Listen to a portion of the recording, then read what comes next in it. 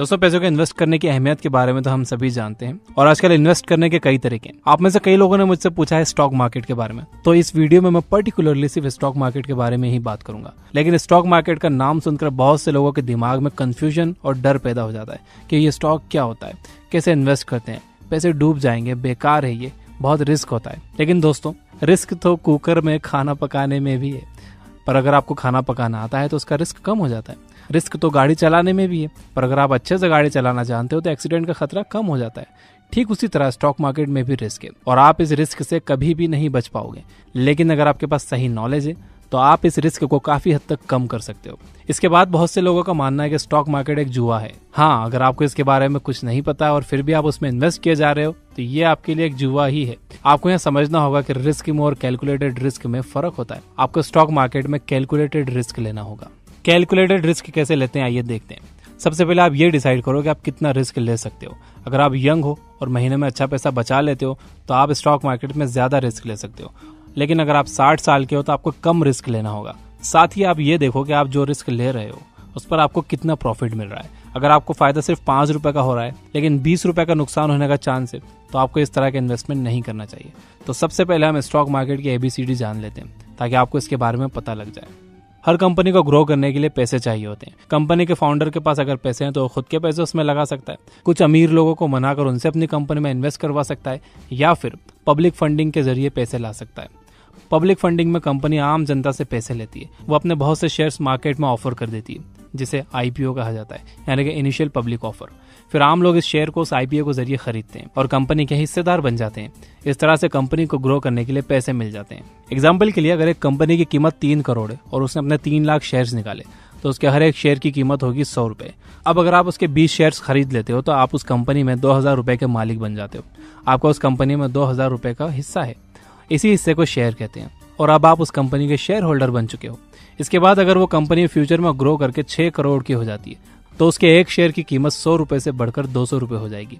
आपके इन्वेस्ट किए गए 2000 रुपए 4000 बन जाएंगे। वैसे ही अगर कंपनी लॉस में जाकर 1 करोड़ की हो जाती है तो उसका एक शेयर 33 रुपए का हो जाएगा। आप जब चाहे अपने शेयर्स को बेचकर अपने पैसे को वापस पा सकते हैं। अगर आपको लग रहा है कि कंपनी डूब रही है या फ्यूचर में वो आपको प्रॉफिट कमा कर नहीं दे सकती तो आप उस कंपनी के शेयर्स को स्टॉक मार्केट में बेच सकते हो और उससे अपने पैसे वापस पा सकते हो। कंपनी को जो प्रॉफिट होता है तो वो कभी कभी उसे अपने शेयर होल्डर्स में बांट देती है। या तो वो अपने शेयर होल्डर्स को पैसे दे सकती है या फिर उसे और शेयर्स दे सकती है। इसे डिविडेंड कहा जाता है। कंपनी के शेयर्स के दाम तब बढ़ जाते हैं जब इसे बहुत से लोग खरीदना चाहते हैं। मार्केट का एक यूनिवर्सल लॉ है, if demand goes up price goes up and vice versa. इसका मतलब है अगर एक कंपनी बहुत प्रॉफिट कमा रही है तो उसके स्टॉक्स बहुत से लोग खरीदना चाहेंगे। अगर उसके स्टॉक्स बहुत से लोग खरीदना चाहेंगे तो उसकी डिमांड बढ़ जाएगी और उसकी कीमत भी। ठीक इसी तरह अगर कंपनी नुकसान में जा रही है तो उसके स्टॉक्स कोई नहीं लेना चाहेगा। जिन लोगों ने उसे ले रखे हैं वो उसे बेचने लगेंगे और उसके प्राइस घट जाएंगे। देखिए, सिंपल रूल ये है कि आपको एक कंपनी में तब इन्वेस्ट करना चाहिए जब उसके स्टॉक की कीमत कम हो। इसके बाद जब उसकी कीमत बढ़ेगी तो या तो आप उसे बेच दीजिए और तुरंत पैसे वापस ले लीजिए, या फिर लॉन्ग टर्म के लिए इन्वेस्ट करने के इरादे से उसे वहीं पर छोड़ दीजिए। एक एग्जाम्पल बताता हूँ। 2004 में जिस भी आदमी ने गूगल में लॉन्ग टर्म के लिए अपना पैसा लगाया होगा उसे अब तक अरबों रुपए का प्रॉफिट डिविडेंड के रूप में मिला होगा। और अगर वो अपने शेयर्स नहीं बेचता है तो उसे जिंदगी भर गूगल से पैसे मिलते रहेंगे। लेकिन सारी कंपनीज गूगल और फेसबुक की तरह नहीं होती। बहुत सी फेल हो जाती हैं जिससे इन्वेस्टर्स को नुकसान हो जाता है। इसीलिए आपको स्टॉक मार्केट को बहुत डीप में समझने की जरूरत है। इंडिया में 2 स्टॉक मार्केट्स हैं जिनका नाम है बॉम्बे स्टॉक एक्सचेंज और national stock exchange. National stock exchange सबसे बड़ा स्टॉक मार्केट है। आप इन दोनों में से किसी में भी अपना पैसा लगा सकते हो। इसमें इन्वेस्ट करने के लिए आपको अपना एक डीमैट अकाउंट खोलना होगा। जिस तरह से आपके बैंक अकाउंट में पैसे रखे होते हैं इसी तरह से डीमैट अकाउंट में शेयर्स रखे होते हैं। ये डीमैट अकाउंट आपके सेविंग अकाउंट से लिंक हो जाता है। इससे होता यह है कि आप अपने डीमैट अकाउंट से कोई भी शेयर जब बेचते हो मार्केट में तो वो पैसा डायरेक्टली आपके सेविंग अकाउंट में आ जाता है। डीमैट अकाउंट को आज बहुत आसानी से आप अपने मोबाइल फोन से खोल सकते हो। 2 कंपनीज ऐसी हैं जो डीमैट अकाउंट प्रोवाइड करती है जिनके बारे में मैं जानता हूँ। फर्स्ट है जीरोधा जो 300 रुपए में डीमैट अकाउंट खोलते हैं। इसका लिंक डिस्क्रिप्शन में है। और सेकंड है अप स्टॉक्स जो लिमिटेड टाइम ऑफर में फ्री में डीमैट अकाउंट्स खोल रहे हैं। और अब स्टॉक्स कुछ सिलेक्टेड कस्टमर्स को 100 रुपीज के शेयर भी दे रहे हैं फ्री में। इसका लिंक डिस्क्रिप्शन में है।